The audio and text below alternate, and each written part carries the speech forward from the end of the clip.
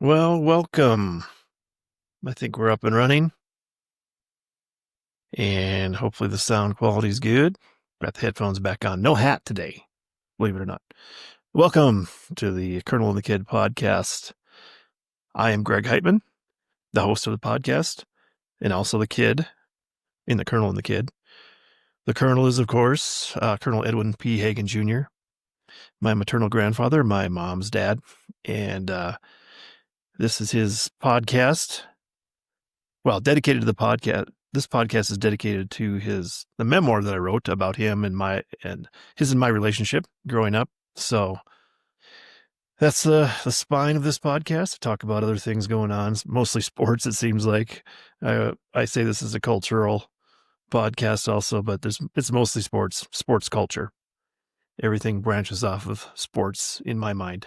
So, and everything comes back to sports and the competition that's inherent in life and demonstrated in our sports world. And some people don't like the competition. And seems like today's modern society, everyone's a winner. There's no losers, but that's not real life. And I think we've damaged a couple generations of kids by not acknowledging that not everyone's the same.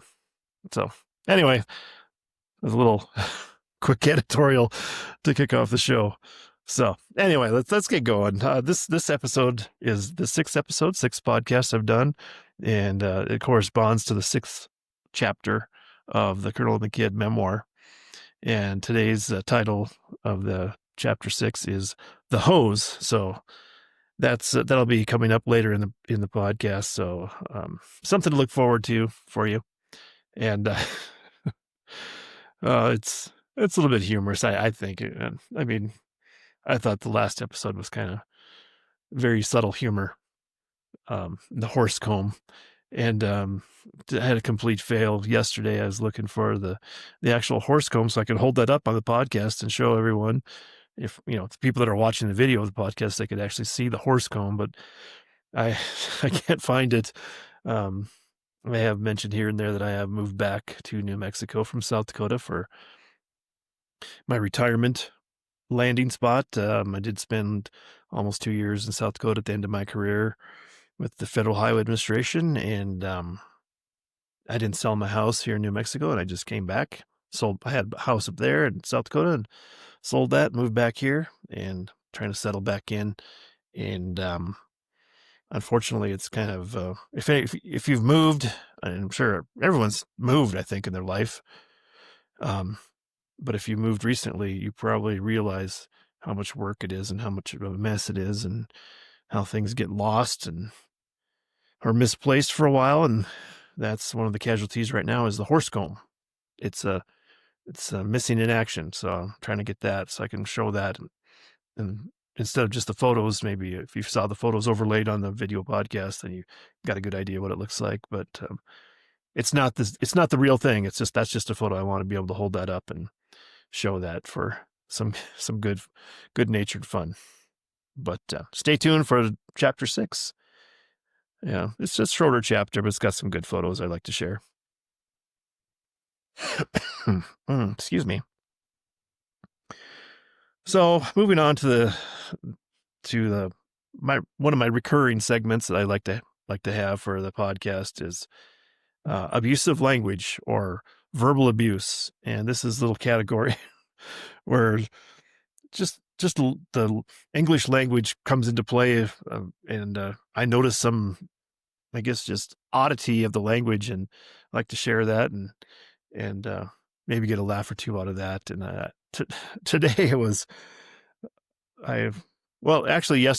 night I was listening to the radio broadcast of the football game between Jacksonville Jaguars, and I'll emphasize Jaguars because that was a previous abusive language category that I went through, and it was the Jaguars versus the Chiefs, and there was a post game, and Jaguars had just upset the Chiefs, and the announcer, the play-by-play guy, I think it was Kevin Harlan, actually. I don't know if anybody knows him. He's a pretty all-around multi-sport announcer, and he was doing the game, I think, with Kurt Warner, former quarterback for St. Louis Rams and Arizona Cardinals. But Kevin Harlan said he pronounced, they were, I think, plugging their next game they're going to do on the radio, and it was Washington versus Chicago coming up next Monday, I believe. And he said Washington, and it's like my ears just pricked up, and I was like, what? Washington? It just sounds so harsh in my ear.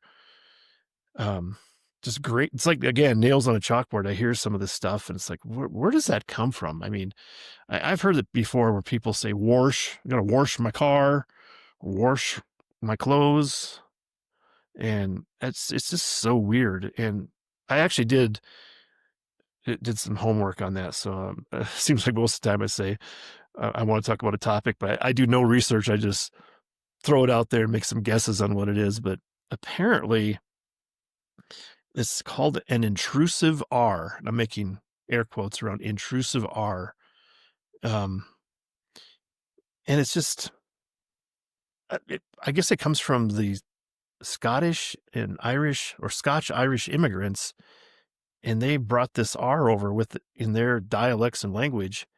And it, I don't know. It's just, it's kind of regional. It's mostly regional, I guess. It just affects just certain areas of the country.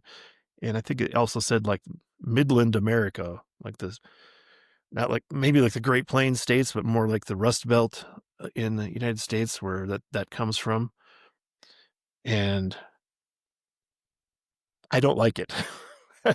sorry to say, I don't think it's endearing or cute or anything. It's just really, again, it's like nails on a chalkboard when I hear people say that. I probably like, twist my face up like and question like when I hear people say that, if hopefully I can control myself if I ever hear somebody say that live and I'm in conversation with them. It's like, I don't know. It just sounds ridiculous to me. So anyway, I wanted to point that out. And to me, that is definitely abusive language. So stop it. Let's get that corrected. I don't know. Schools, elementary, junior high. Let's start it in kindergarten. Stop saying that. Stop saying wash. It's wash. There's no R. Okay, let's move on. This thought popped into my head just this week. I made some notes on it, so I wanted to bring it up. And this is the abusive language section. Maybe it doesn't even belong here, but one of the things that I was talking about probably in 2022, I was talking to somebody, and I'm sure I'm not the first person to ever think of this, but I thought, you know what we should do in this country? We should relocate the U.S. Capitol to Kansas, the middle of the country. I think that would be fair to do, because it just, as far as travel and the center of the country, and like, I guess maybe removing the East Coast bias from that we have, where Washington D.C. is on the East Coast, and everything's, I guess, unequally balanced. I mean, just it's heavily weighted on the East Coast side of this country. And I thought, well, let's just start over. Let's have a reset for the whole government and whole country. We can start from scratch in the middle of the prairie in Kansas, build a brand new city. Just build from scratch. This whole idea of how we handle traffic and transportation, everything. We just start anew. And it's not the first time we moved the capital. I think, and again, I didn't do any research here, but I think we had the capital in New York when the country first started, and then Philadelphia, and then finally, I think when George Washington was president, they said, let's build it down in Virginia. Let's carve out some area down there, and it was a swamp. They built it on a swamp, and they said that it's mosquito infested and just terrible. It wasn't just terrible humidity and just not a great location. And supposedly it was said that Washington wanted it down there because he said the government comes in and does their business quickly and gets out because it's such a terrible place to be. And yeah, it's been there ever since. And everyone knows the problems of Washington D.C. Washington. Let's go back to Washington D.C.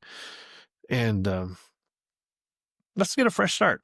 Why don't we do that? That's my campaign. I think actually I was going to write a white paper on this, and I'm not sure why they're called the white papers, and I won't go any further with that. But and I didn't ever go any further. I just threw the idea out there. Let's do this. Let's have a campaign to move the capital of this country to a more suitable and well-balanced location in the Midwest. What could be better for this country than a fresh start? So I throw that out there, and I'll let somebody else pick up that baton and carry it forward and move that idea. I'm an ideas guy. I'm not really an executioner when it comes to that, I guess. Maybe it's just like, go ahead. I'll come up with all the great thoughts and ideas, and I'll really let other people carry them forward. So anyway,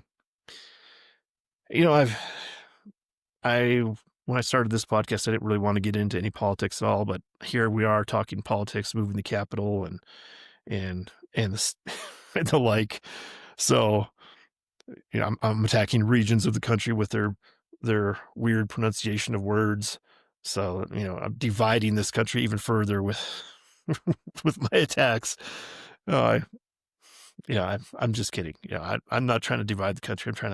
I'm not trying to get into politics, but something did happen to me on Saturday that was very, very, I'm not gonna say disturbing or upsetting. It's just, I just questioned the timing of everything, and it just seemed weird to me. It's just an unusual thing that happened.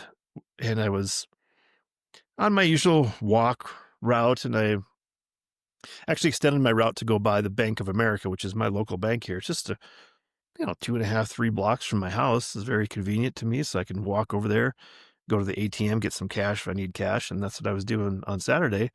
I just was low on cash and was going to get some money out and put my card in.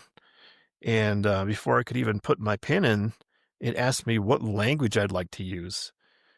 And I've been banking there since, I think, 2004 when I moved here, and I saw that was going to be a nice close bank that I could, you know, handle my most of my business within blocks and within walking distance. So I decided I choose Bank of America, and now I'm going to say Bank of America because they're asking me what language I want to use. And for those of you not watching, I'm using air quotes around the word America because, I mean, this is a Bank of America, so shouldn't that be in English? And it just bugged me that I thought that we're getting so divided in this country we can't even use the same language. And going back to my abusive language type topic here, that we we pronounce words weird, but then if like Washington, but then if you're speaking another language you can't even understand, this just adds some more confusion. And I think that's the really dividing point for any country. And you start to have the downfall of a country when you don't have any commonality anymore, and you can't even use the same language, so you can't understand each other, and you just get angry and fearful of each other because you can't communicate. And I'm really disappointed that we can't decide that English is the language that should be used in the United States. I guess maybe that's maybe I'm too nationalistic from that sense, but I really think that that's what we need. We need just the idea that, okay, the common foundation for this country should be the language, and that should be English, and build on that from there. Say, okay, you want to come to this country, you want to be in this country, that's the first step. You learn this common language that we have, and you build on that. So, and then I come to find out, I think it was announced earlier last week that Bad Bunny is going to be the Super Bowl halftime entertainer. And I got a text from my brother Garrett, my younger brother, saying, "What is this? Why is how can Bad Bunny be the entertainer?" And it's like, we're both over 50 years old, so the world has passed us by. They're not catering to us anymore, and that's the whole thing too. And I don't take offense to it that Bad Bunny is a rapper from Puerto Rico, and most of his music, if not probably 95% of it, is in Spanish. And it's like, well, that's more power to them, I guess, if that's what they want to do. But they're not trying to cater to the audience of the football people, football loving nation that we have. That's the halftime entertainment loving people that want to hear that, and that's fine. I don't care. I can go get my snacks and use the restroom during halftime anyway. Don't care. But Bank of America asking me what language I want to use, Bad Bunny, Super Bowl halftime entertainment for this year. Coincidence? Probably. Yeah, I would just say it's a coincidence. I think that's just one of those weird things that happen. They have nothing to do with each other, I guess. So, anyway, maybe I'm getting on the wrong side of the. Maybe I should have never gone down this path and touched on any political rail on my podcast, but too late now. I'm not editing this. I'm not that skilled at podcasting yet to go back and edit any of this stuff out. And it's comedy gold too, really. I mean, people are going to probably clip this and make memes of it and mock me, which I please do. I will find that hilarious if you can make fun of me in those ways, because yeah, I mean, that's the whole point of this podcast, is for me to have a laugh, even if it's at myself, on me, if laughing at me, not laughing with me. I don't care. As long as you're laughing, because I think that to me, that's one of the most important things of life itself, is just to enjoy it. And laughter is the biggest indication that you're having some enjoyment, as far as I can tell anyway. So that's it. That's the wrap for abusive language for this podcast, and verbal abuse. We're gonna cut it off there and move on to, I guess, a different kind of abuse. Baseball, another sports topic. I know the cultural stuff is really skewing into baseball, and sports and coming up football. I got a lot of stuff to talk about football, and we're going to probably run overtime on this podcast. I can see now we're already almost 20 minutes in, and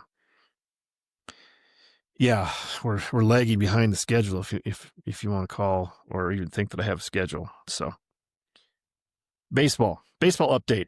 I haven't. This is the first time I've talked about baseball, and I'm in the 6th episode.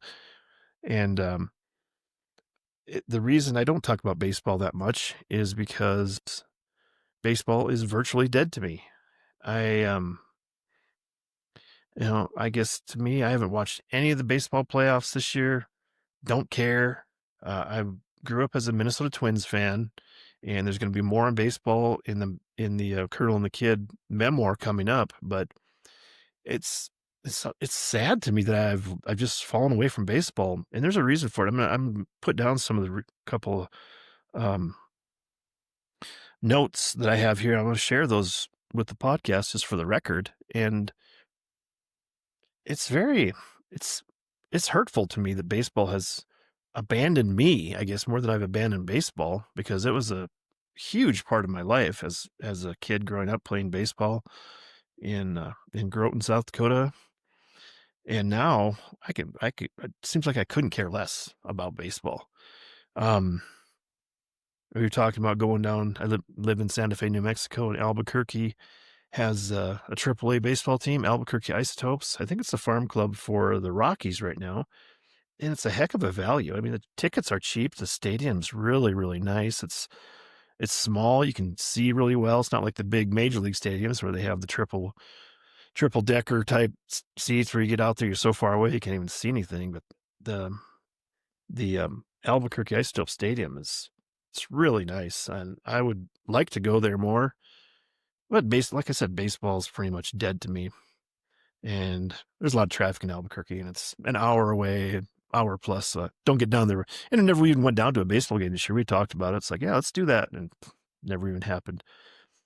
So anyway, but one of the first things that really kind of just started the path for baseball dying away is, and I looked up the date. So I did actually do a lot more research than I usually do. And I Googled when Bud Selig was commissioner. In 2001, there was a vote to contract the Minnesota Twins and the Montreal Expos from the league. They just wanted to dissolve those franchises, and they voted to do it. But then I guess there was some lawsuits, and it never happened. But I thought, this is a total clown show, because Bud Selig, the commissioner, he owned the Milwaukee Brewers, which is like a direct competitor for the regional market for baseball. It's like, that's just, I mean, just, maybe there was no, I guess, direct conflict of interest because he's acting as a baseball commissioner, but perception wise, it's just ugly, just completely fraudulent to say that was fair for Major League Baseball to attack the Twins. And, they did finish off the Expos. These were financially struggling franchises that, that they targeted and wanted to get rid of. I think the Twins were in the Metrodome, and Major League Baseball hated that stadium. They wanted the Twins to build a new stadium, and the Montreal Expos sides, there's just no attendance up there. Baseball's not their thing, so they wanted them gone. And they did move. That franchise ended up being, I don't know if it's picked up and moved, but it basically became the Washington Nationals. And way back when, it was a return of baseball to Washington, because they used to be the Washington Senators, and there's the connection because when the Senators moved, they moved to Minneapolis, I guess, and became the Minnesota Twins. So, there you go with baseball moving, and, major league sports franchises moving, and just how ridiculous picking up a team from a community and moving it. And it just makes me shake my head, just like, like the Los Angeles Lakers. Yeah, because all the famous lakes that are around California and in Los Angeles, like, well, it's because they're the Lakers because they were the Minneapolis Lakers because of the land of 10,000 lakes of Minnesota. And then whenever they actually moved that franchise to the Lakers, they didn't even change the name. They just kept the stupid Lakers name. It's sort of like the Utah Jazz basketball. It's like, oh yeah, all the famous roots of jazz of this country are in Salt Lake City, Utah. Yeah, that's where jazz comes from. And if you don't know, because that's where it used to be, the New Orleans Jazz, and they didn't change the name. And there's just goes on and on with the the ridiculous decision making that can be found in all facets of life. But you can see it really concentrated in sports when you start distilling it down.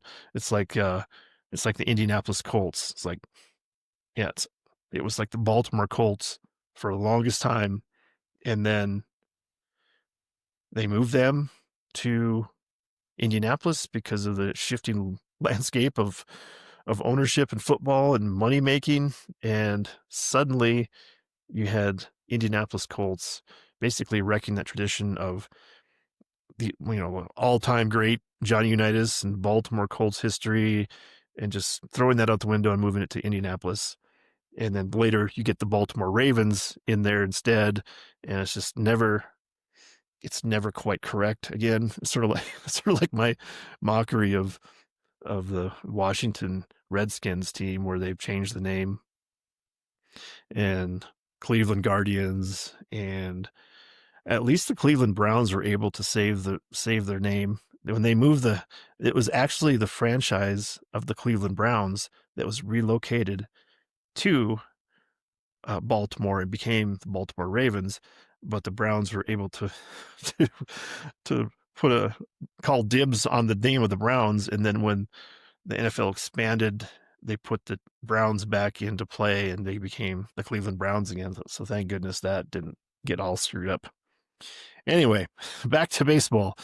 So in 2001, that happened with the, Bud Selig and the clown show of trying to take the Minnesota Twins baseball team away.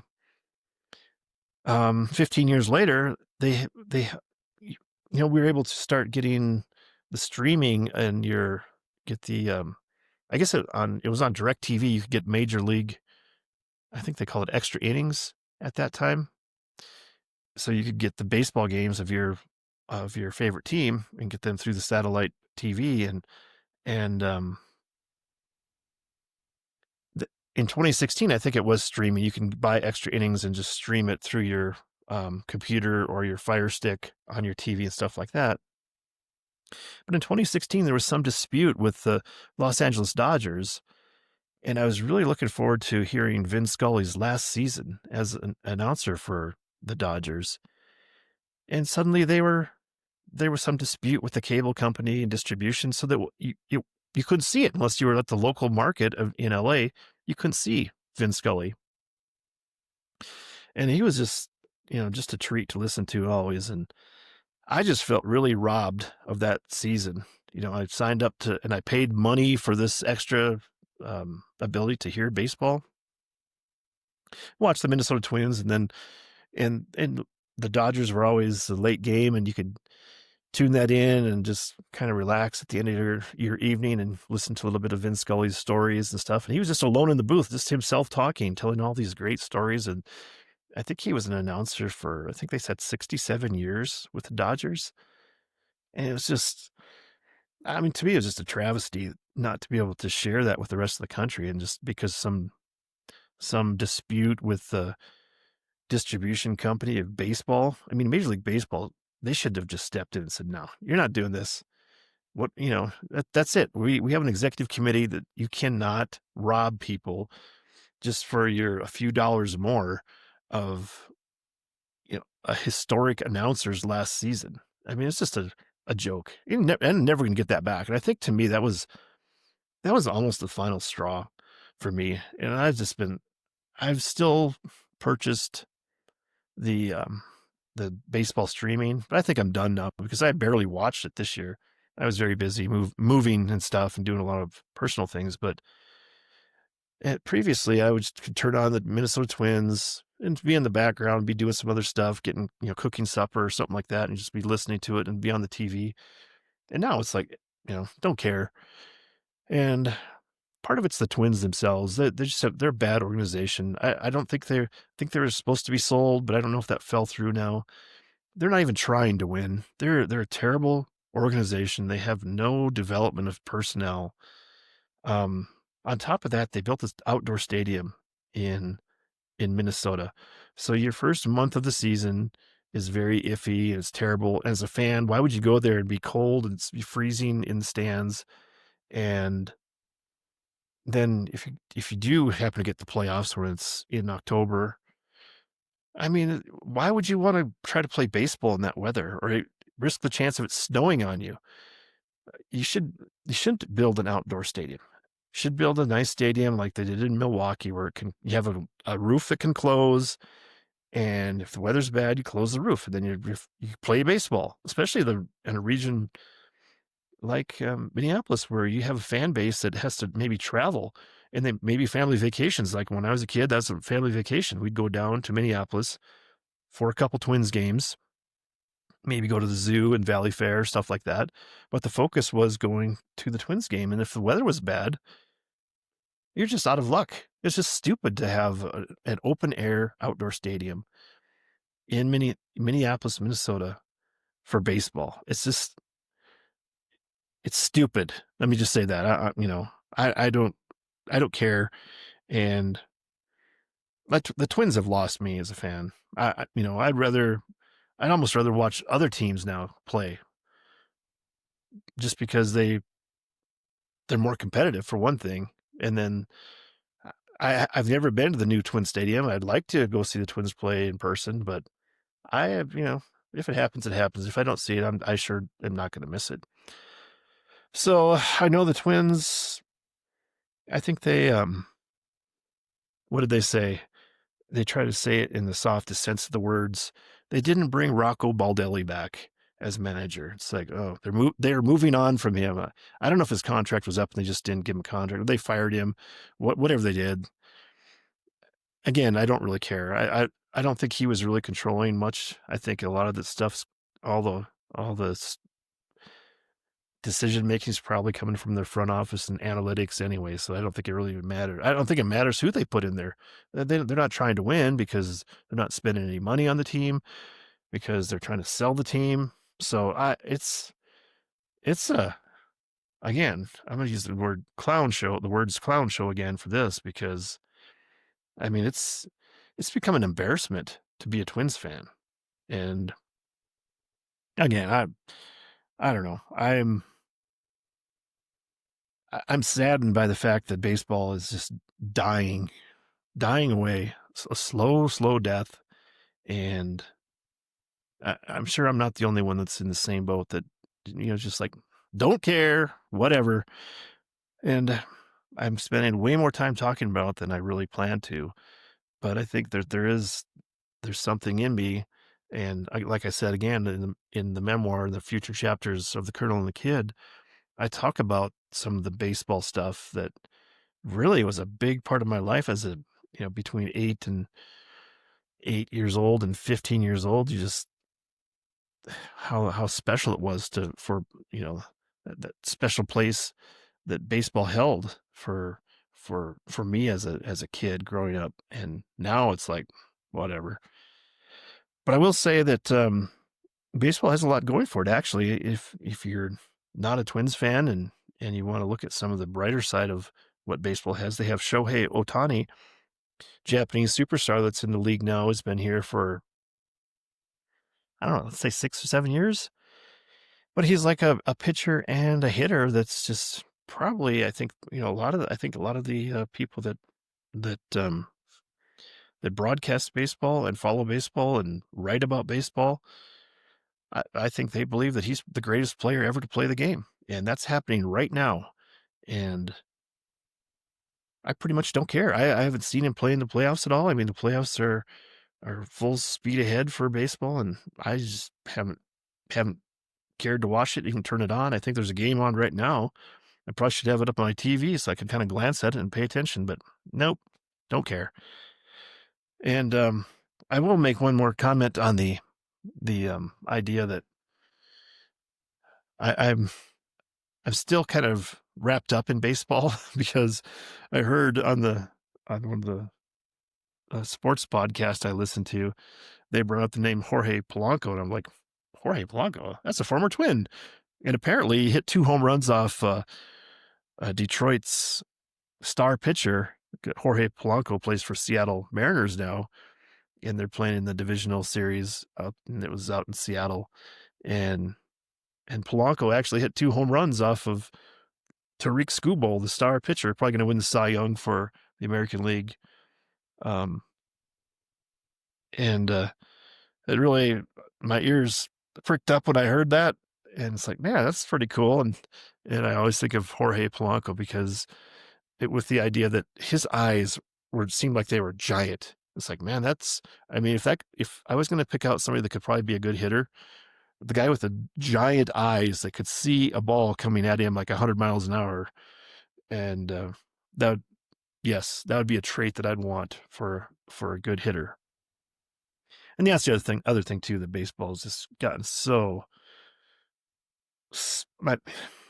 dominated by pitchers that they're going to have to do some changes to try to fix it up. And then they're working on it. I guess they've added a pitch clock so that you can't have these 4-hour games, which was becoming the usual for a lot of these games.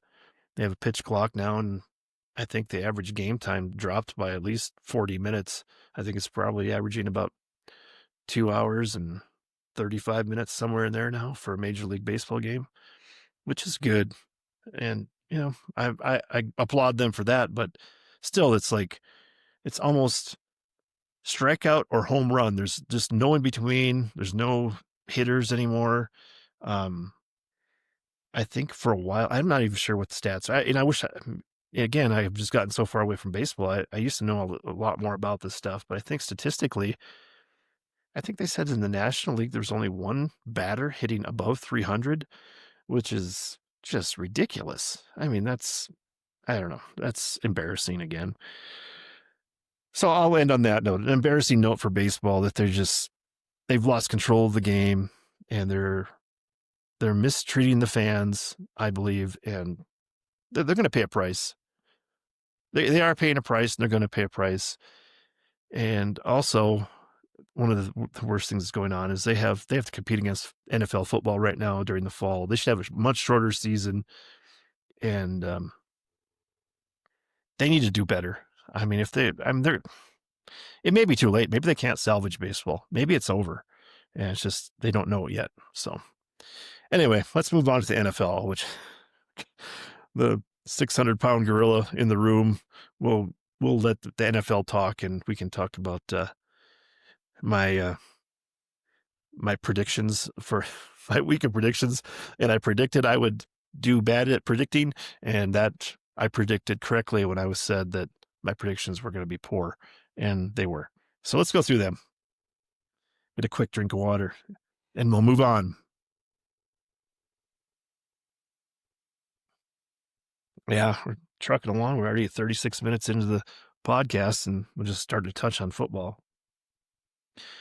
And I'll go through the review of week 5, and I'm getting to my predictions of week 6. I'm not sure if I'll be around on Thursday. Usually I like to go podcast on Thursday to go through my predictions for the upcoming weekend, but may have to be out of pocket for the podcast. So I'm going to go through those predictions too, but I'll go through those fast. I'm going to go through the analysis of week 5, kind of break down some of the stuff, and see where I went wrong. I guess I'm going to say I see where I went wrong, but I didn't go wrong because I did predict I was going to have a big struggle and a difficult time with these picks. And I think I probably would have done.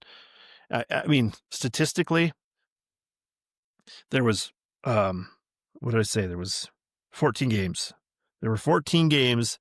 So if I just flip a coin, 50-50 chance each time, and assign winners and losers based on a coin flip, theoretically, I should have gotten, 7 right and 7 wrong, right? That statistically, I don't know. Maybe I don't know any math. I did have a math minor in college, but I think my GPA was barely enough to really award it to me. And I will tell that this is a great story too, because I remember when I was graduating from college, I had to go get signatures. I think that they had to go to the um, the college of engineering and get the sign off that I actually was going to be able to graduate. And I went and I got my engineering degree, and I had a math minor and an art minor. So I went to the math department to get them signed off on my minor so I could be on my transcript. And I don't know, it was like the assistant to the dean or whatever it was.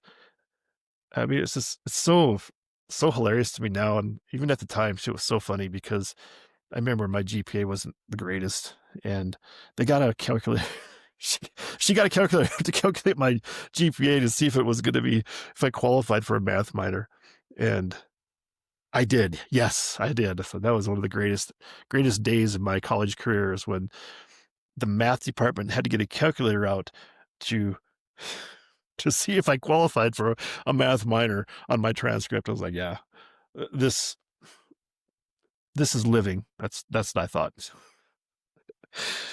Anyway, so back to let's recap. And I think I recapped the 49ers versus Rams. I took the loss there. I picked the Rams. 49ers upset them at home. So I started the week with a loss, and let's just say I bookended the week with a loss. So there we go. Vikings at Browns in London. I had picked the Vikings, of course, because I picked with my heart on that game, and they were able to pull it off somehow, some miracle. And I did have an asterisk by this game because I want to talk about something that I never noticed until after the game.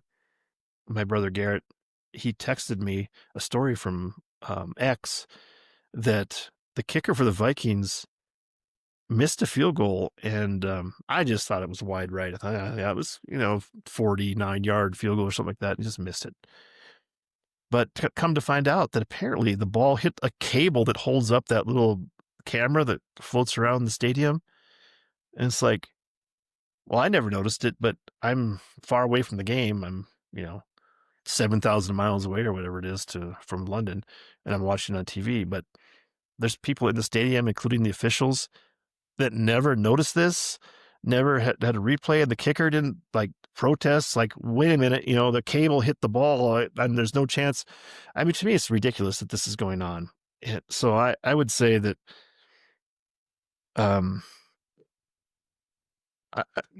jumping ahead to my conclusion for the week.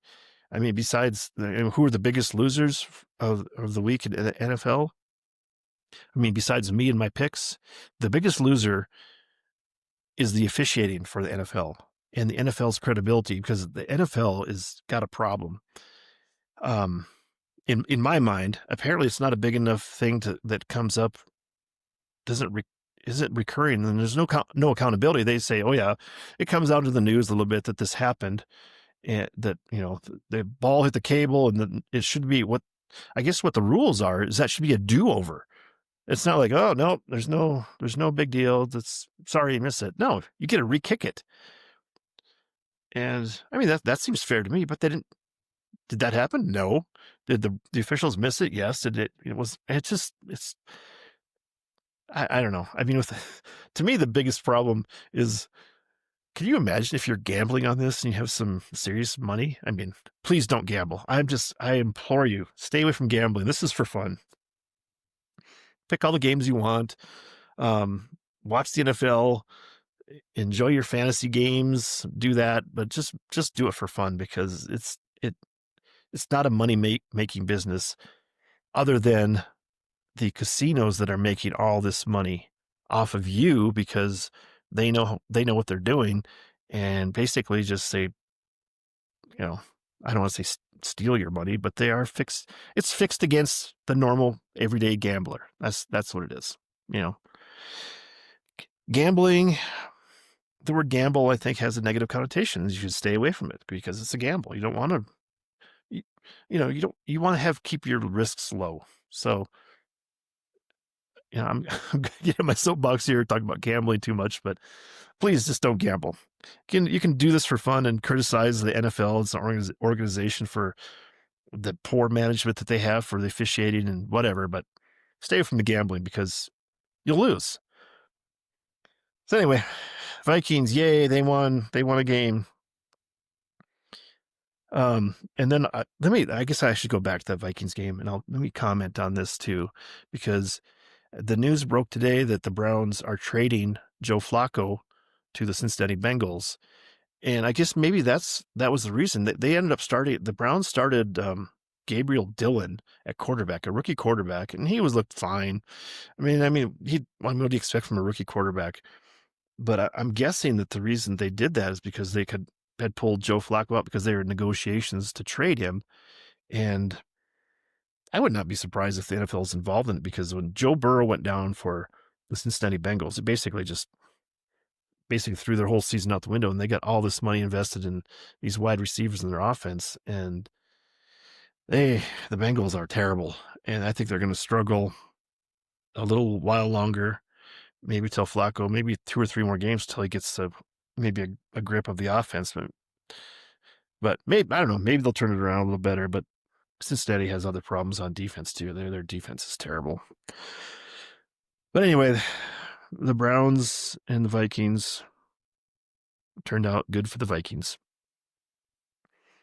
And I think I talked about the Colts and the Raiders. And I said, I fully expect the Raiders to win this game. I'm picking the Colts. And lo and behold, the Colts just demolished the Raiders. Raiders couldn't look worse.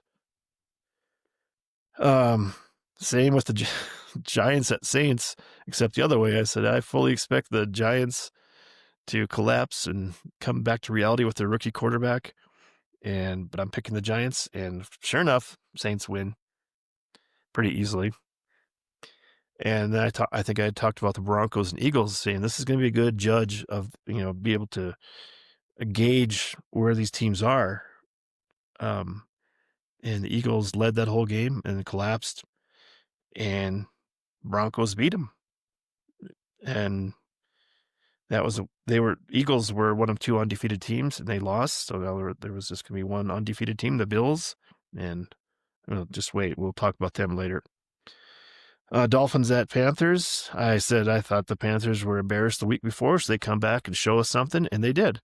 Got down 17-0, I think it was. And the Dolphins, I think, got a little too complacent.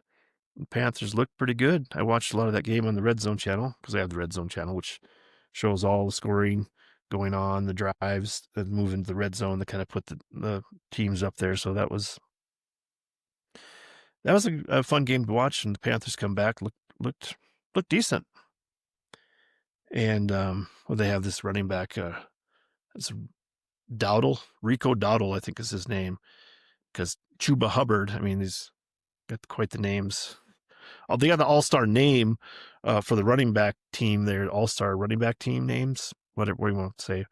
Chuba Hubbard injured, Rico Dowdle in, so I think Dowdle ended up over 200 yards, which is pretty good. He was just slashing the Dolphins defense there. But moving on, Texans at Ravens. And this one, I thought this is the last gasp for the Ravens, and they just got thrashed by the Texans. I don't know what the final score was, but it was ugly. Ravens just looked terrible, and I think they're done. I think you can count them out of the playoffs. I think they're gonna have to have total rebuild on that team, and I suspect that the Ravens coach John Harbaugh is probably going to be fired. So anyway, Titans at Cardinals. This game, Titans they had no wins on the season. Cardinals, I think, were 2-2, not looking great, but kind of an average team. Cardinals got off to a 21-3 lead. I think maybe into the fourth quarter, maybe, I don't know. In the second half, they're still up 21-3. And I put an asterisk by this game because the Cardinals ended up losing. But again, like I said, the only losers this week in the NFL were the officials and the NFL, because there was a play in this game where maybe it's just me, but I'll go out on the limb here that the NFL has a problem with their officiating and the idea of what a catch is. So late in this game, probably within the last 4 minutes of the game, Titans were driving down. The ball gets tipped by at the line of scrimmage. Cam Ward, the quarterback for the Titans, throws the ball, gets tipped, and it's intercepted. And I'm putting air quotes around intercepted for those not watching this. And the defender for the Cardinals is stumbling and not just trying to grab the ball, get the ball, and get possession of it. And he stumbles, takes a couple steps, falls to the ground, and the ball comes out, and they call it a fumble. And then another Arizona guy comes over and kicks it into the end zone where the Titans recover it for a touchdown. But it was never reviewed, never really talked about. But that was not a completion. He never completed the catch, because you got to have, well, they say there's 3 things for the catch: possession, 2 feet down or a body part down, and then you have to make a football move. So what was the football move there? Falling down to the ground, the ball bouncing out? There's no football move. He was stumbling and he fell down to the ground. The ball came out. So he never completed the catch. He didn't survive the ground. And it just aggravates me to no end that this was never talked about, never even discussed, just, glossed over like nothing. But this is what the NFL wants. They want parity so that everyone seems like they have a chance to win the championship. And there's nothing worse for the NFL, I think, nothing more embarrassing than having winless teams, because it just shows you that it's not true parity, and it's just not, it's not a level playing field maybe for all the teams. And I say parity, but which meaning like a same level playing field for everyone, and equilibrium around the league, versus parody. And that's what it is. This is a parody of, kind of a mockery of sports, because you're using the officiating to level the playing field to make one team seem a little better than the other team. So it was very frustrating for me to watch that. And I'd watched that game and like thinking, where's the fairness? Where's this going to be adjusted for these guys? I mean, these guys, there's people have careers involved, and that's the, I say that too, because there's more than that happened in that game, because there was it was a running back by the name of, I don't know what his first name is. His last name's Mercado for Arizona. He had all before this stuff at the end with the interception and the Titans coming back to win. But before that, this Mercado had a long touchdown run. I think it was like a 70-yard touchdown run. However, it wasn't a touchdown run because he dropped the ball, like when he's going to start to celebrate before he got to the end zone. So he dropped the ball and the ball went out of the end zone. So it was a touchback and they got no points. If he just scored that touchdown, all the stuff I talked about with this interception and the controversy with that would been nothing. And I saw later, I think it was on Monday night, they're kind of going through some of these highlights, and they showed the coach, and I don't even know the coach's name for Arizona, but he was on the sideline after that guy did that to Mercado, dropped that ball. He was just screaming at him on the sideline. And I think the way they described, the announcers described on the sideline, the coach took a swipe at him. I think he not swiped it. He hit him like in the chest, kind of like that. And is so angry with that guy for dropping that and costing them points and everything. And it really did end up costing him the game. And to me, it's it was funny and entertaining to watch that, because it's just so emotionally charged. And I want to see that. I want to see these guys want to win so badly that you almost lose control of your emotions. And I don't think he lost control of his emotions, because if he would have lost control of his emotions, he would have punched the guy in the face, the running back, and said, or cut him immediately. Get out the field. You're done with this team. Whatever. I guess that's the beauty of sports, where this can play out.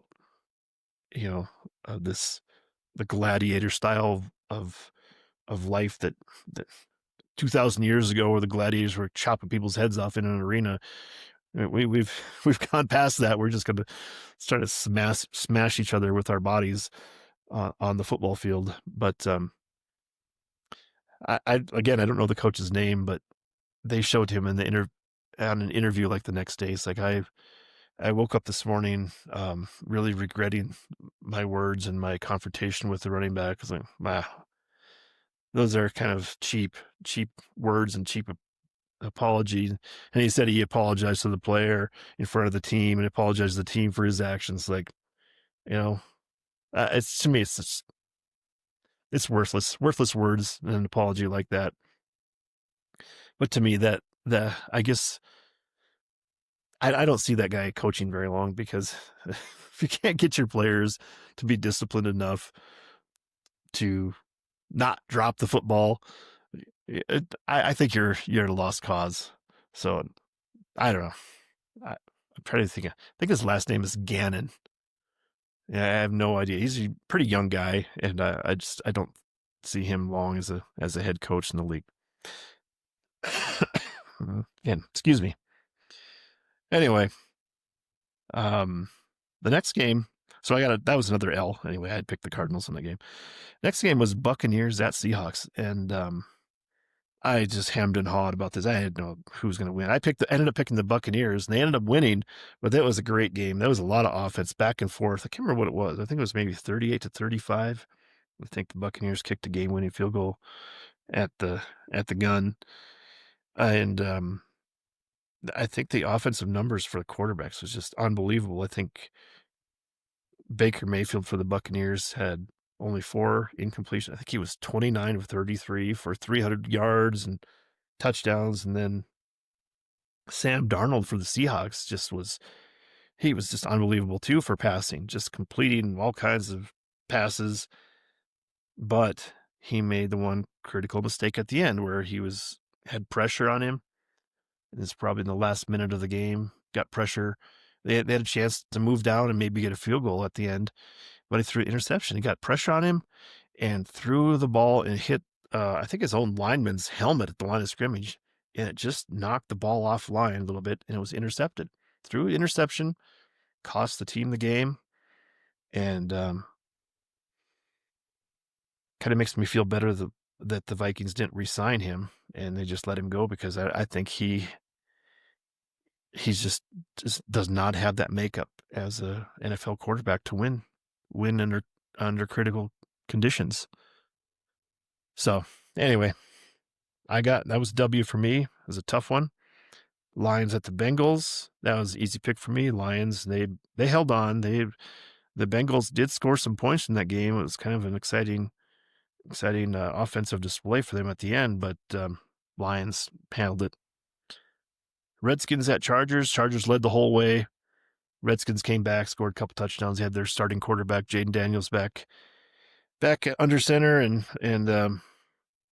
I think the Redskins are probably a little above average, maybe in the top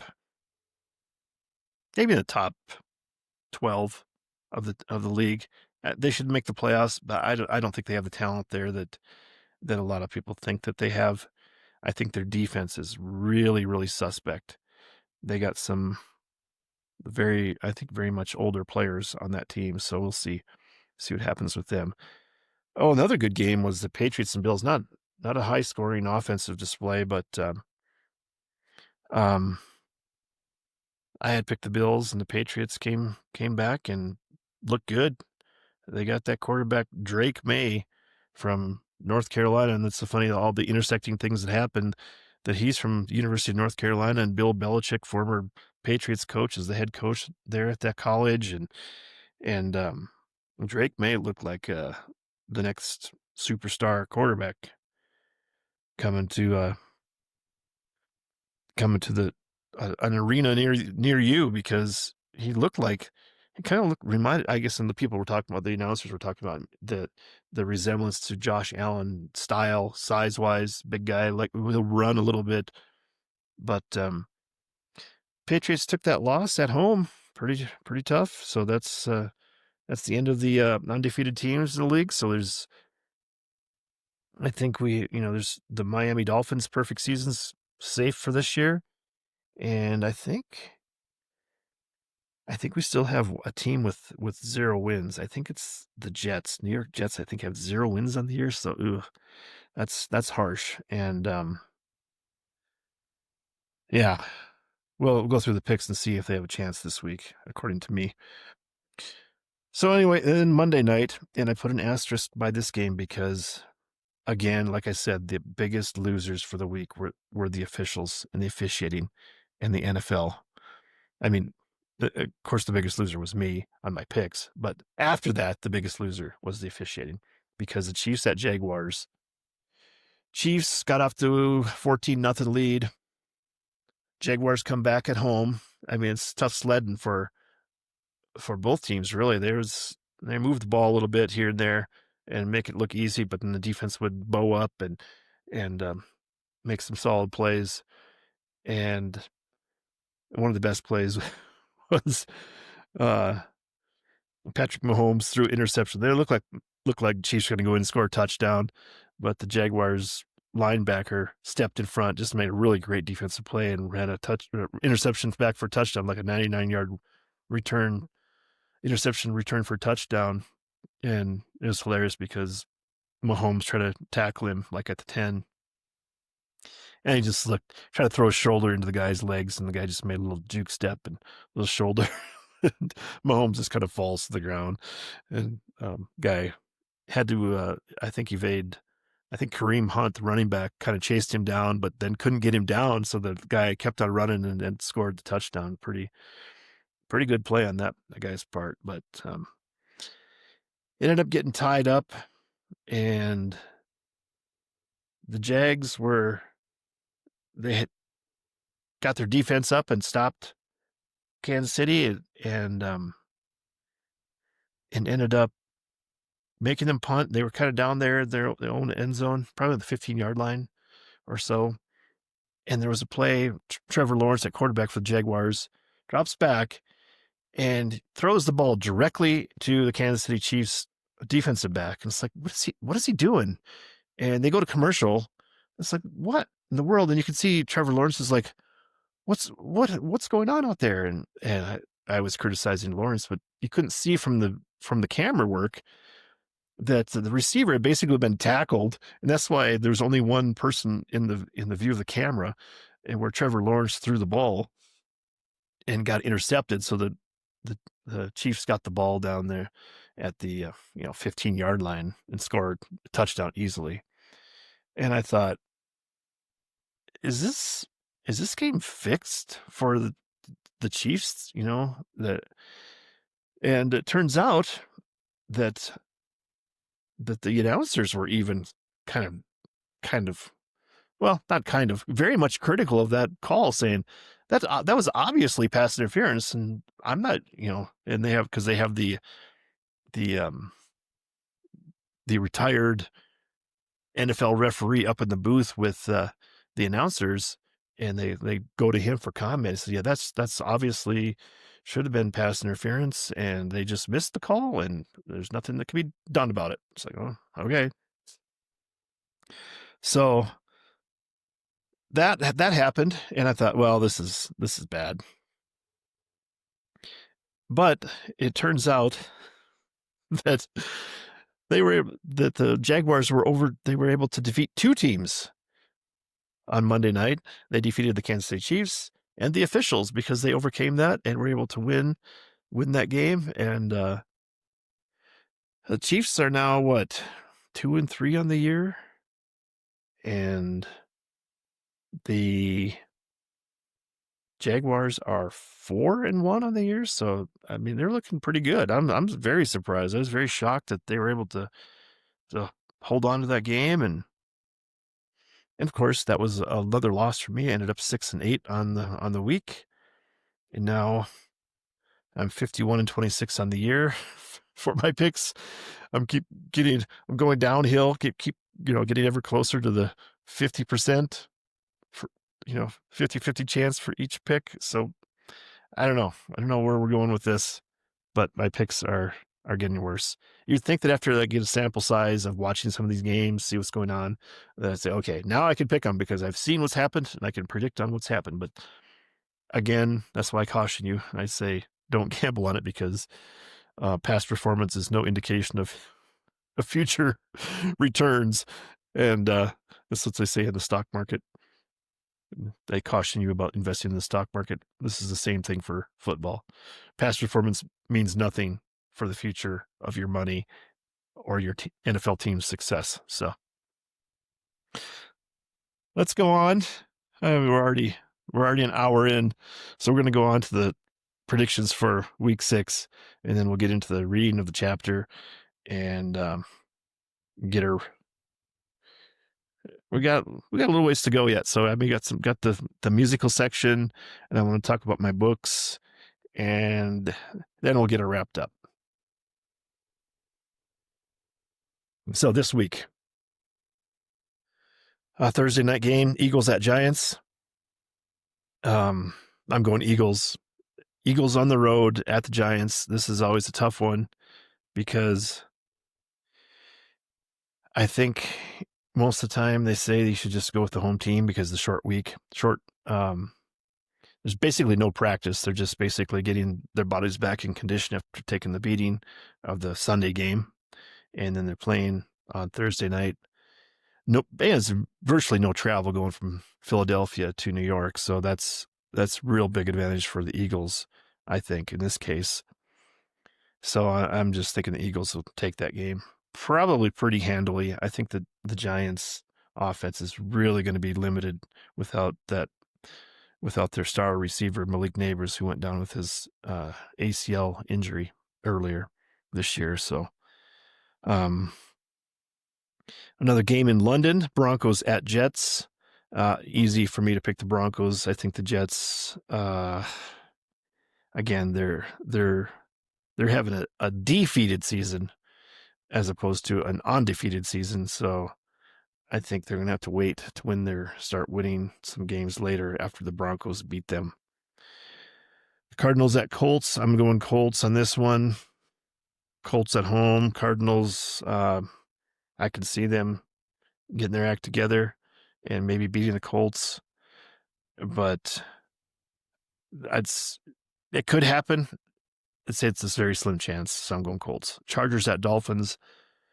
I don't know what to expect from the Chargers. I think the Dolphins I think they're going to be trending even worse now. Again, they have similar to the Giants with a star wide receiver going down with a knee injury. It's really deflating. I'm just going Chargers. I don't have a lot of confidence in this game, but we'll see. Patriots at Saints. Patriots look good against the Bills. Might be a little tough to get up again for the Saints. Saints they won. They beat the Giants, but Patriots have to go to the Saints. So they're professionals. They play that's why they play the game. But I'm going to go Patriots. Could be a lot closer than what point spreads out there might be saying. I don't have the point spreads. Again, don't gamble. Browns at Steelers. This one is going to be interesting to me. The Browns have a very good defense. Steelers, they're old. They have their defense is really old. Aaron Rodgers is old at quarterback. I think this is a kind of a watermark game for for football this weekend, just to see what happens because, again, Joe Flacco has been traded to Cincinnati. So the leadership, even in that quarterback room for their young quarterbacks, it's going to be a different feeling. So I don't know. I'm saying Steelers will probably win this game easily, but the Browns played in London last week. They don't have a bye, and they're playing at Steelers. Steelers had a bye, so I think this is very unfairly slanted towards the Steelers, but you never know. That's the NFL. But I'm picking Steelers. Cowboys at Panthers. Cowboys offense looks really good. Unfortunately, their defense is terrible. And the Panthers, I mentioned the Rico Dowdle. He was with the Cowboys for several years. So now he's the starting running back for the Panthers. And it's like a grudge match against the Cowboys for letting him go, and he's starting in place of Chuba Hubbard. So we'll see. I'm picking Cowboys. Uh, Again, I wouldn't be surprised if it, it went the other way. Seahawks at Jaguars. I had picked the Seahawks because I think I talked about before, like on Sunday nights is when I usually go through the games when they're fresh, and I picked the next week's games, and I picked Seahawks over the Jaguars. It's going to be Seahawks at Jaguars, so Seahawks got to travel all the way across country. That's a long plane ride, long trip down there, and I basically anticipated the Chiefs would right their ship and beat the Jaguars. And after watching the Jaguars play on Monday night, I changed my pick. So I'm picking the Jaguars over Seahawks in their long travel down to Jacksonville. So we'll see if, see if that first instinct was wrong. And if I get the pick right, because I'm picking the Jags. Rams at Ravens. This should be the easiest game of the year for the Rams, in theory.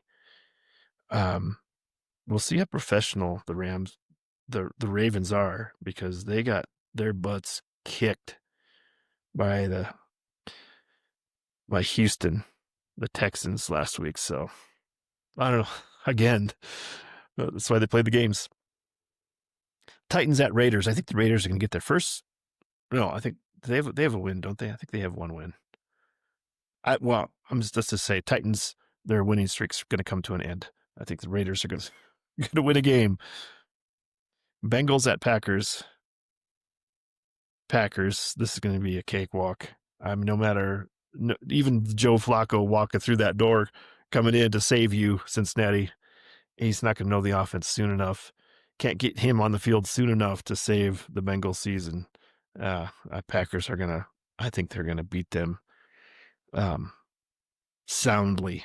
Packers off a bye also. 49ers at Buccaneers.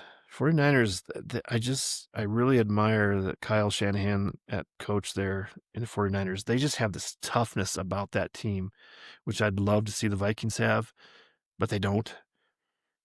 I'm going to pick the Buccaneers, but I would not be surprised to see this game be very close. And if the 49ers won, I'd be like, yep, that's just the way it is. 49ers got a good coach, good team, good hard-nosed football.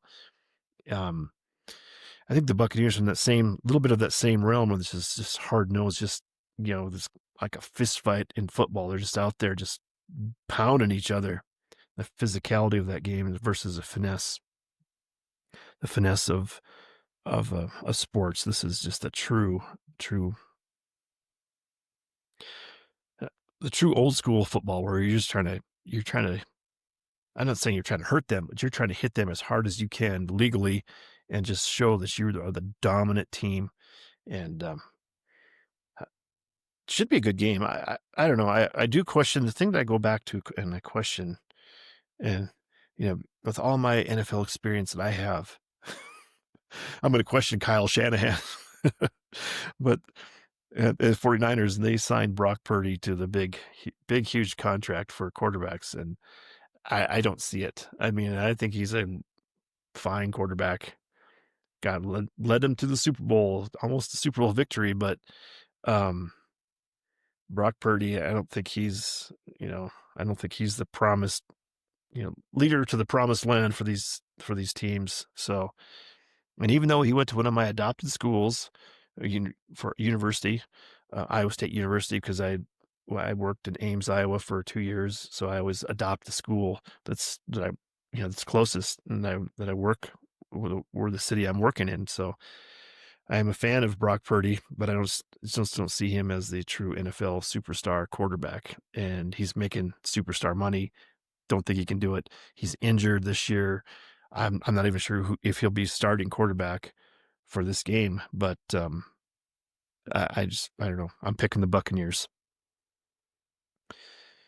Lions at Chiefs. So I picked this game on well, I think I picked the Lions after they thrashed Cincinnati, and and thinking that, well, no, I think I'd pick the Chiefs, thinking that the Chiefs had righted their ship and they were going to be more, but they're still more desperate than the Lions. And then I saw the Chiefs lose, so then I switched my pick to the Lions. But then I decided the Chiefs are indeed going to be more desperate, and I switched it back to the Chiefs. So I am picking the Chiefs on this game, but amidst my confusion, which you can see me trying to explain picking the Chiefs, I fully expect the Lions to show me that I'm wrong again about them, and that they will beat the Chiefs, and the Chiefs will be officially out of the playoffs for the 2025 season, which that's fine. I think they've had their run. They had a good run. They have a little bit of a dynasty. I think that the comparisons of Patrick Mahomes to Tom Brady were a joke and ridiculous, and there's nobody that's going to win as many Super Bowls as Tom Brady. Not in my lifetime. Um, I don't think the NFL system will allow will allow it anymore. I think they keep tweaking the system because they want everyone to have a chance. Parity. Let's say that word again. Parity. The NFL loves that, but I see the Chiefs' desperation enough to win this game and keep them in the hunt. But if they do fold and the Lions win, I'd say their season's over as far as making the playoffs. Bills at Falcons. This is a trap game. I'm picking the Bills, but I feel like I'm trapped because I think the Falcons coming off their bye, and the Bills maybe a little stumbling, reeling from the loss to the Patriots at home. I think this could be an upset and upsetting to my picks. But I'm rolling with Josh Allen and their offense. We'll see. I think the Bills defense is really suspect, and the Falcons have some players that could pick it apart. Michael Penix at quarterback for the Falcons. There's their liability. Maybe see Kirk Cousins come in. Again, I have no inside information, but if I was the Falcons, I'd be playing Kirk Cousins, trying to win some games. That's just me. I don't. But I was also calling for the Vikings to make the call to the Falcons, so the Vikings could trade for Kirk Cousins and have a good, solid quarterback back in the fold. He already knows the offense. He was coached by Kevin O'Connell. I think with that quarterback leadership, if Kirk Cousins would come back, I think the price is too high. They'd have to absorb all his money. Falcons are paying him like $25 million. It's like that.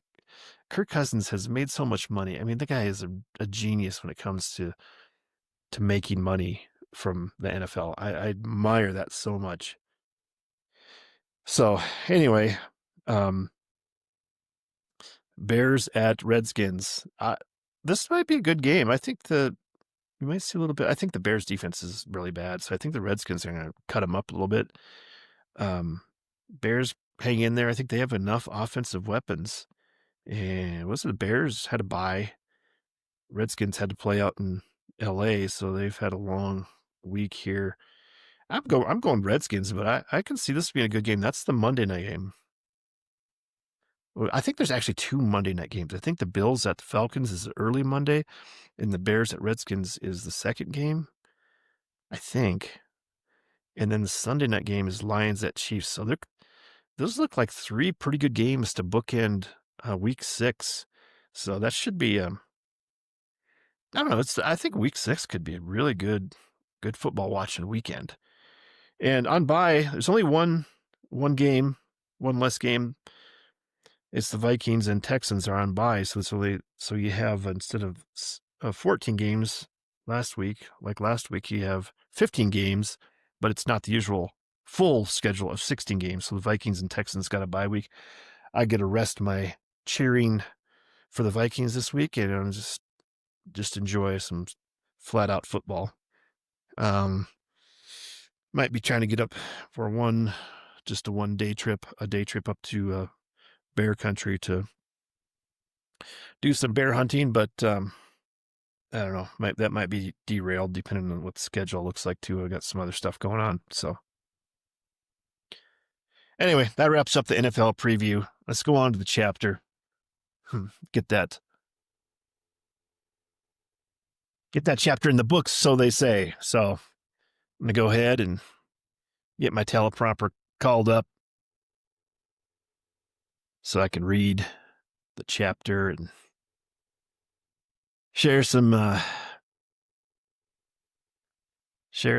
chapter 6, which is the hose.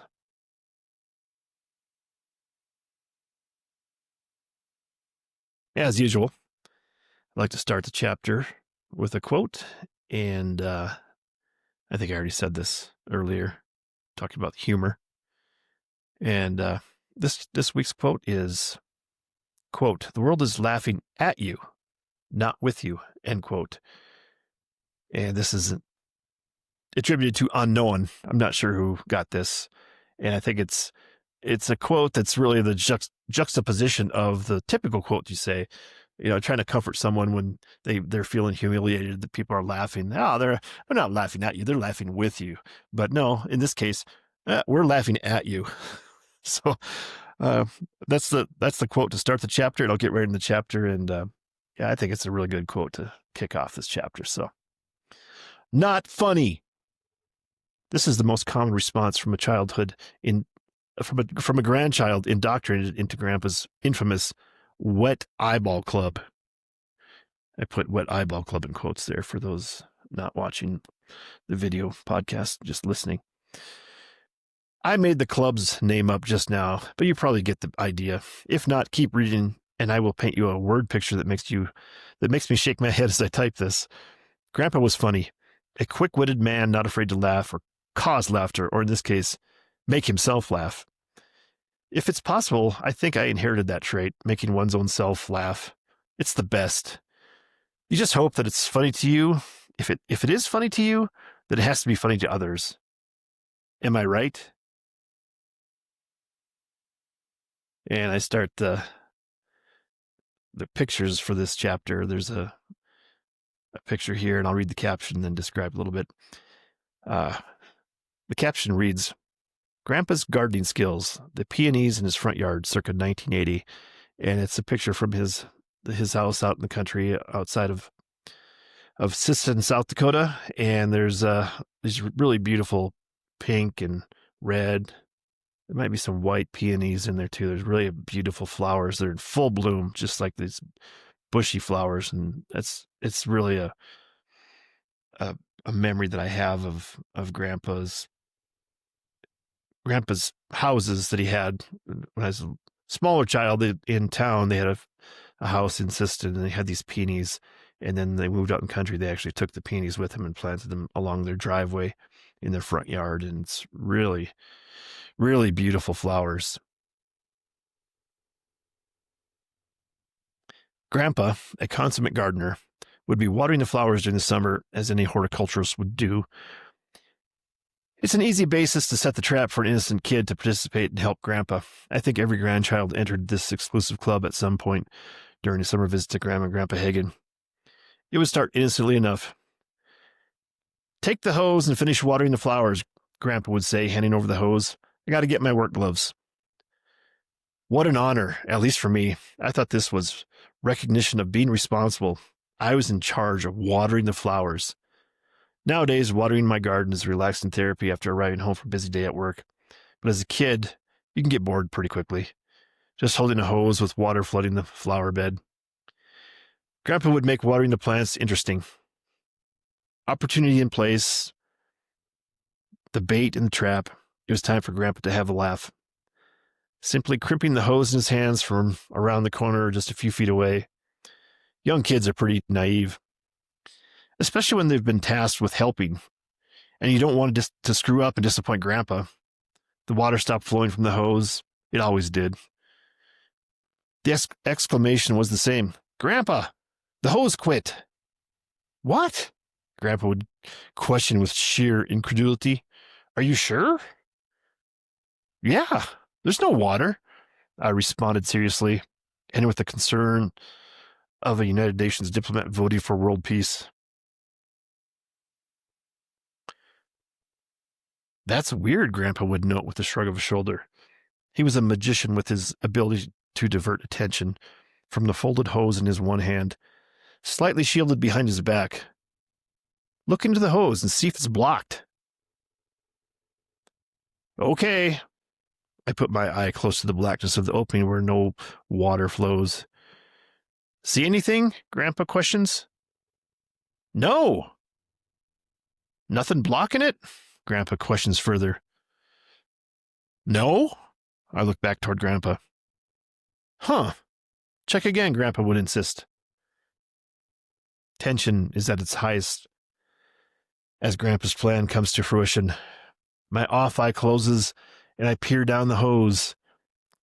Ever closer, fully expecting to discover the blockage and solve the case of the mysterious malfunctioning hose. Encyclopedia Brown would be proud.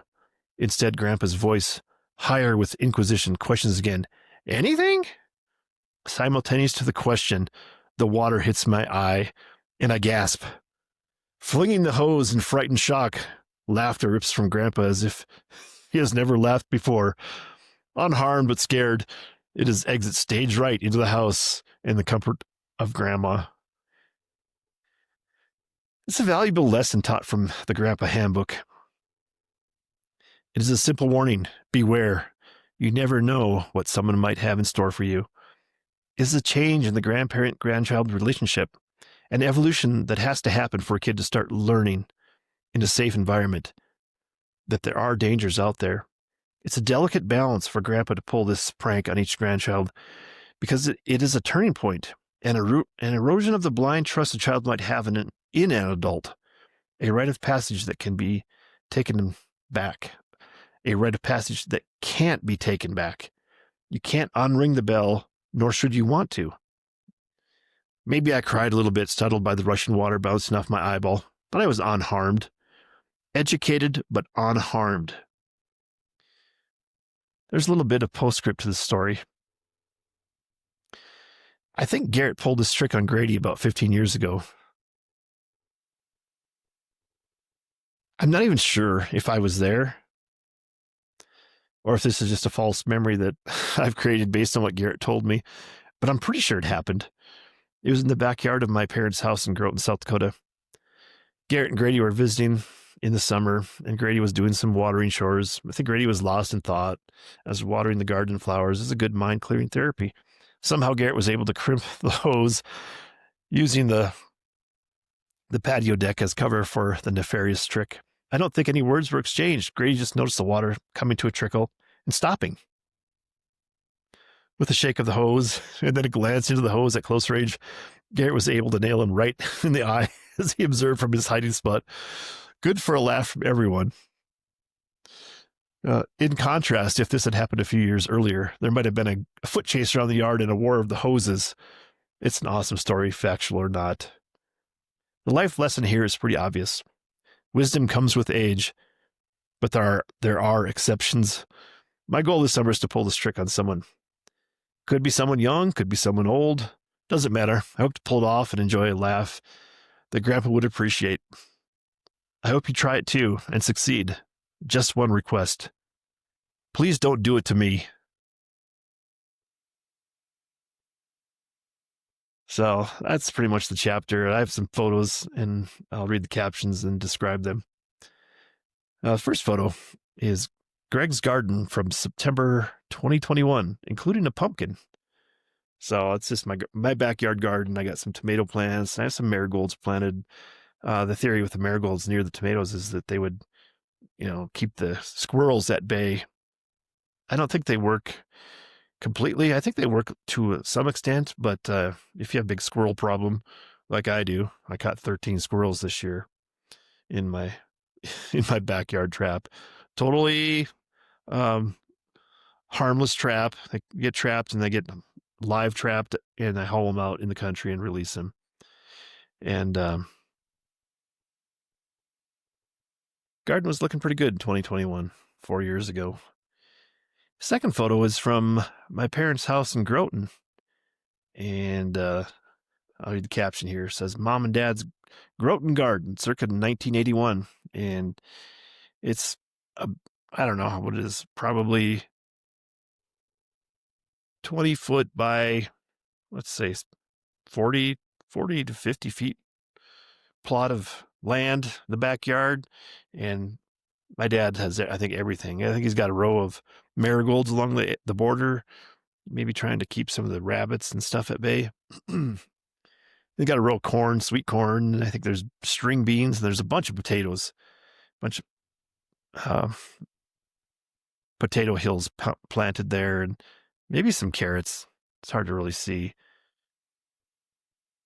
And then the next photo here, and these two photos were taken by my dad, and this is not the main garden plot, but this is more along the side of the house, south side. It's got tomatoes planted there. That was a traditional spot for tomatoes, and really some really nice big marigolds planted along the sidewalk. The sidewalk is between the marigolds and the tomatoes, and everything looks really nice. And finally, I like to end the chapter with a quote. And this is Victor Borga. And he was a pianist, entertainer. I don't know if people know who he was, but I remember as a kid seeing his commercials for his comedy videos where he'd tell jokes and play the piano and do some crazy entertaining. But one of his famous quotes that you may have heard this. And the quote is, quote, "Laughter is the shortest distance between two people," end quote. And I leave you there. That was chapter 6 of the Colonel and the Kid memoir. And again, I will say that reading that chapter definitely makes me feel like the kid and the Colonel, my Grandpa Hagen, Grandpa Old Timer himself. It just makes me laugh and smile. Read the story about the hose, and good lesson for everybody on that one. And again, if nothing else, maybe get a smile and a laugh at the story. Maybe make your day a little lighter.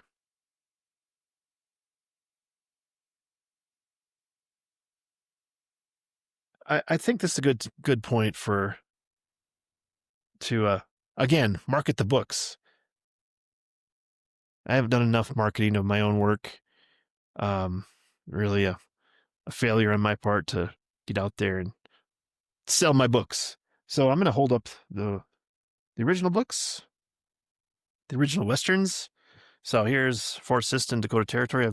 I've done the marketing for this before, but I think each time I do little book plugs, I'm going to hold up the other ones and I'll introduce the newest book that's being marketed. And here's Chief Red Iron, the two Westerns I have. And please, you can find them on Amazon. They're available on Kindle. You can buy the paperback.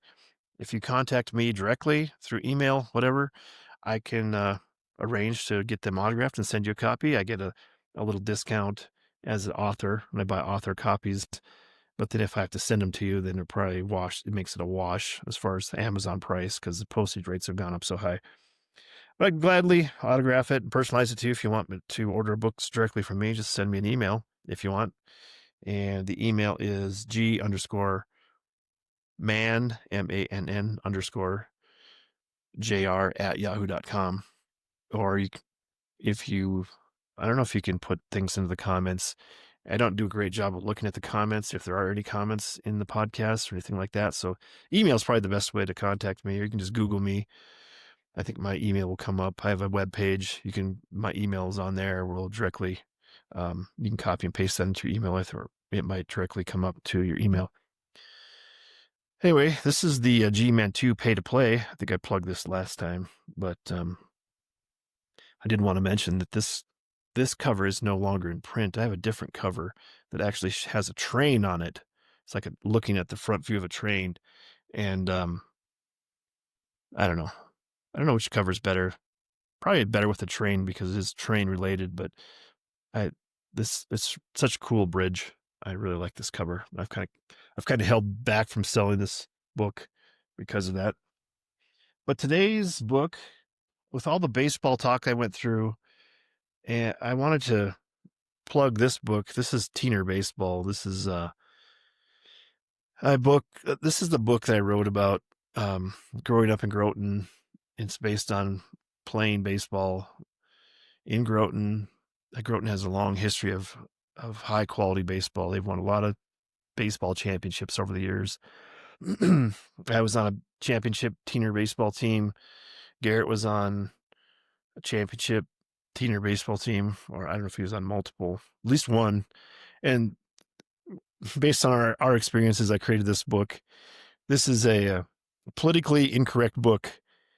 So if you're sensitive, maybe don't read this book because it's got some locker room humor that might be harsh on people's ears if you're a certain personality or a certain age. It's probably more for, 16, 17, 18, 18-year olds to read.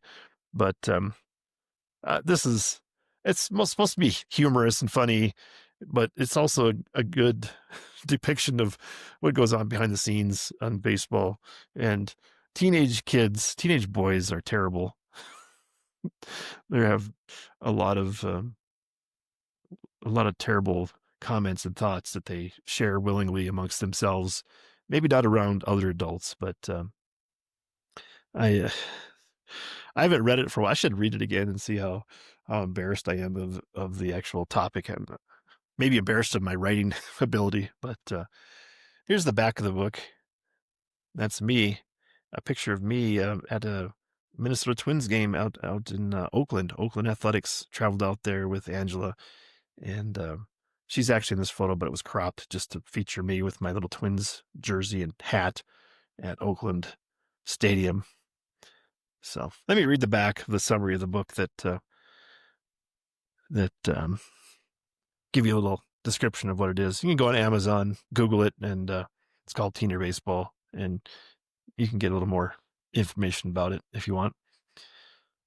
Baseball is a rite of passage in the small town of Reedville, South Dakota. So what do you get when you mix the folly and exuberance of teenage boys with America's pastime in this rural farming community? You get a funny and bizarre tale of state championship baseball. Teener baseball is a story of competition and teamwork in the midst of hilarity and vulgarity brought on by teenage hormones, growing up in the Midwest, and learning life's lessons, looking through a prism of baseball. And then I further described the book. A story following somewhere between the Bad News Bears and Bull Durham. You'll see the game of baseball in a whole new light after reading Teener Baseball. And it's a fictionalized version of Groton's baseball team, but you'll get the gist of it. And also from the back of the book, Greg Heitmann was raised in Groton, South Dakota, where he grew up playing baseball and other sports in his youth. He graduated from Groton High School in 1987 and South Dakota State University in 1992. Greg currently resides in Santa Fe, New Mexico. Find out more at Greg's website, www.thegman.com. So, anyway, here's my plug for my books. I feel obligated to do it since I have written the books. I might as well try to sell a few. They're worth it. They're fairly cheap. I should say, I think I actually have audiobooks. It's AI read audiobooks of all the books except Fort Siston to Go to Territory, which when I published that book, it for some reason it was earlier than the other books, so it's not eligible to be read by AI. And I actually have hired someone to read it. And when I say hired them, I'm not paying them. They'll get a commission, a portion of the sales of the audiobook. But he's actually he's from Iowa, and I can't remember his name. Hunter. His name is Hunter Dietz. I think it's Dietz. He's actually the voice actor that's reading the Fort Siston Dakota Territory, and I approved like the first 15 minutes probably a month ago, and I told him there's no rush. I've never spoken to him other than just exchanging some messages through the system and through a couple texts, but I think I think he had done a really good job in the first 15 minutes. And I'm hoping it comes out well, and maybe give him a boost for his career too. I don't know. The book is, like I said, it's targeted towards. I always thought it would be fit into the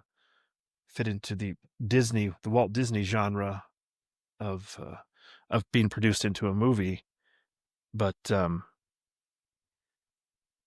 don't know. It could be enjoyable. And one of the other things that I always thought of, I tell people, and I just remembered this, so I thought I'd share it with this book.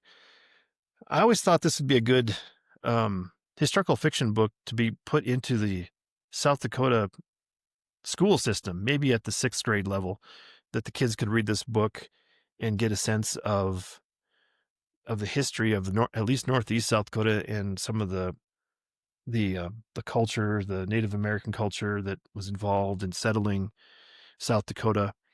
And I guess I was always influenced by Johnny Tremain.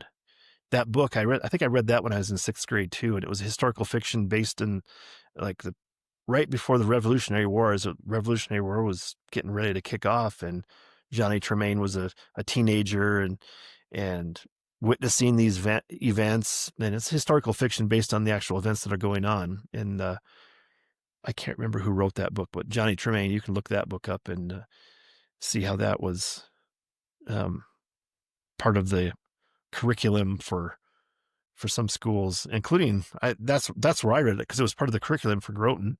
I think as a 6th grader, I think we all had to read that. Then, we were quizzed on that and discussed it and those sort of things. And I can picture the Fort Sisson book being that same way of being put into a curriculum, and kids reading that and discussing it, and teachers measuring comprehension through quizzes and testing, that sort of thing. But anyway, pretty soon you won't even have to read the book. You can just buy the audiobook, and hopefully that works out. And hopefully it works out for Hunter, launches his career as he can put that on his resume, and that he has produced a book as a voice actor and go forward from there. So, oh gosh, really exceeded all expectations for time today. We're like an hour and 40, and we're close to finishing up. We're going to definitely keep it under 2 hours, but we've been able to ramble on quite long today. So you're welcome, America. Oh, you're welcome, world. I guess this could go worldwide. I don't think I have any subscribers. I might have. I subscribe to my own podcast, so I do have one subscriber that I know of, but maybe I have international subscribers, and they're checking this out. So I'll touch real quick on today's music segment of the podcast. So I heard the song today, and I just wanted to get into a little bit and compare and contrast it. And the song that triggered me today, triggered in the best sense. It wasn't triggering some emotional problem or anything, but it was just, I heard it on the radio station this morning, and I was listening to it, and it was a song by the Rolling Stones, and it was "You Can't Always Get What You Want," and it's from 1969. That was just turns out that was the year I was born too, so it was a nice coincidence. But I was listening to that song, and how it starts off, and I'll just read the lyrics. "You can't always get what you want,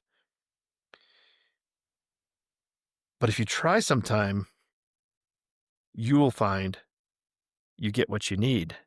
And I couldn't help but thinking, you can't always get what you want. And the other Rolling Stone song I was thinking of that popped into my mind, I think I just heard it recently too, was, Satisfaction. And I can't get no satisfaction, which to me, being that I have an abusive language or verbal abuse segment to this podcast too, it has a double negative. I can't get no, which means basically he's saying, Mick Jagger in his song, he's saying, I get satisfaction because I can't get no. I mean, that cancels each other out. So that's a positive. it means he gets satisfaction, which I'm pretty sure it's not what he means, but that's what technically he's saying. But anyway, that's the Satisfaction by the Rolling Stones, that song, because it's I Can't Get No in parentheses, and Satisfaction is actually the name of the song. That was from 1965, so he couldn't get satisfaction in 1965, and 4 years later in 1969, he was talking about you can't always get what you want, so he was very dissatisfied for 4 years at least during his musical career there. And I heard recently that they're coming out with a new album. So over 50 years later, they're coming out with another album, and I'm hoping that they're satisfied finally, and we'll have some closure on the dissatisfaction they've been suffering all these years. Anyway, hilarious to me. Maybe not to anyone else, but I will close the music section of the podcast and try to wrap this thing up.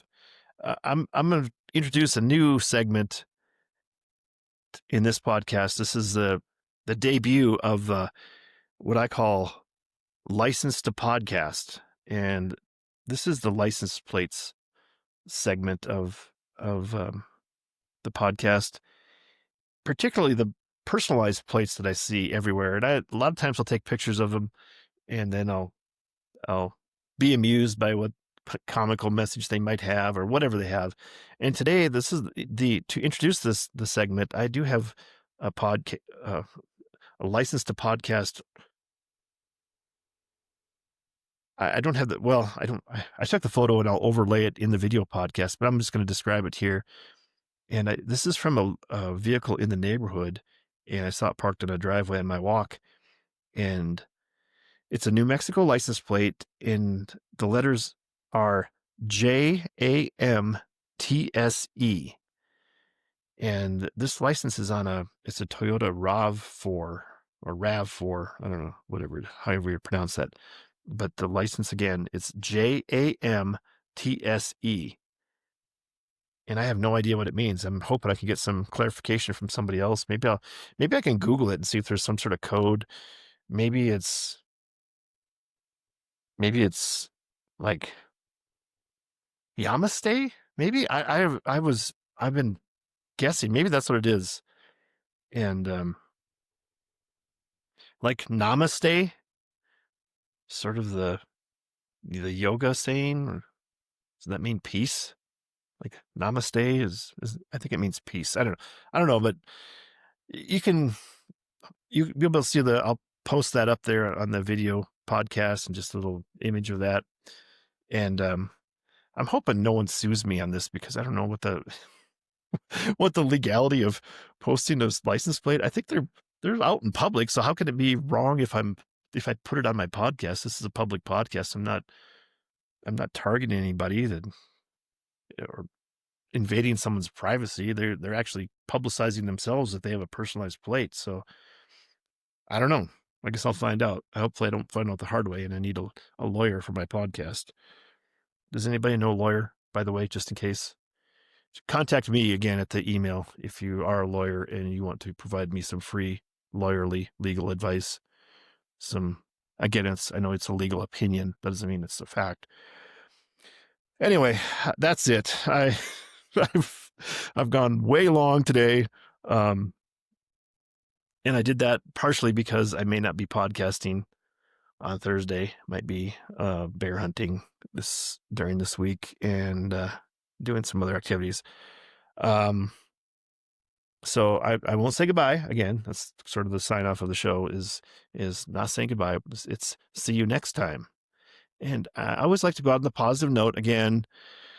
I put it on you as the listener and the person that's out there. I put this on you. And again, I say this, this is the advice but you have to be proactive, be assertive and proactive. In the football context, this is, you win the coin toss, you don't defer, you be assertive, you take the ball, You march down the field and you score. You have to assert yourself and be positive and take charge, you know? And on that, I say, what I sign off with, knock and the door will be open to you. Seek and you will find. Ask and you shall be given. All right, that's it. Have a good week.